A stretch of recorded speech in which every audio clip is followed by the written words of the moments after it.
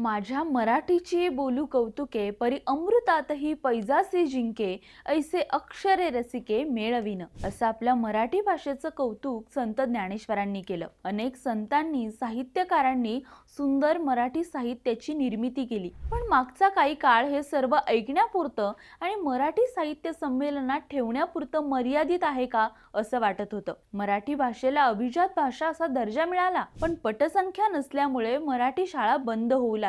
इंग्रजी माध्यमात दर्जेदार शिक्षण मिळतं जे मुलांचं भविष्य घडवतं असे वारे वाहू लागले। मुळात मुलांचं भविष्य कुठलीही भाषा ठरवत नाही हे समाजाला कधी कळणार कोणास ठाऊक। असो, पण आता असं वाटायला लागलंय की या समाजाच्या डोक्यात प्रकाश पडेल। कारण आहे सध्या दिमाखात धुमाकूळ घालणारा क्रांती ज्योती विद्यालय मराठी माध्यम हा चित्रपट। इंग्रजी नववर्षाला प्रदर्शित झालेला हा मराठी चित्रपट प्रत्येक मराठी माणसाला त्याच्या रुजलेल्या मुलांची नव्याने आठवण करून देत आहे। कोकणातल्या एका शाळेत शिकून मोठी झालेली आणि आपलं भविष्य घडवलेले विद्यार्थी आपल्या आवडत्या शिक्षकांच्या बोलावण्यामुळे आणि शाळेच्या ओढीने परत येतात आणि मग सुरू होतो एक सुंदर आणि संघर्षाचा प्रवास आपल्या मराठी शाळेसाठी। दिग्दर्शकाने यात एका शाळेची व्यथा मांडली आहे, परंतु ही प्रत्येक मराठी शाळेची आणि मराठी माणसाची व्यथा आहे। हा चित्रपट विचार करायला भाग पाडतोय। कुठेही तुम्हाला मराठीसाठी केलेली जबरदस्ती दिसत नाही, कुठेही इतर भाषेचा अवमान नाही, बस दिसतो तो फक्त आपल्या मराठी भाषेचा अभिमान आणि तिला वाचवण्याची धडपड। दिग्दर्शकाची ही धडपड यशस्वी होताना दिसत आहे, कारण या चित्रपटाचे सगळे शो हाऊसफुल आहेत। मराठी माणसाच्या मनातलं मराठी प्रेम जाग होताना दिसतंय। कला आणि कलाकार हे समाजाला जागृत ठेवण्याचं काम करतात हे या चित्रपटाने प्रत्यक्षात करून दाखवलं असं म्हणायला हरकत नाही। आता फक्त प्रार्थना हीच की ही जागृती अशीच राहू दे आणि या फक्त बोलण्याच्या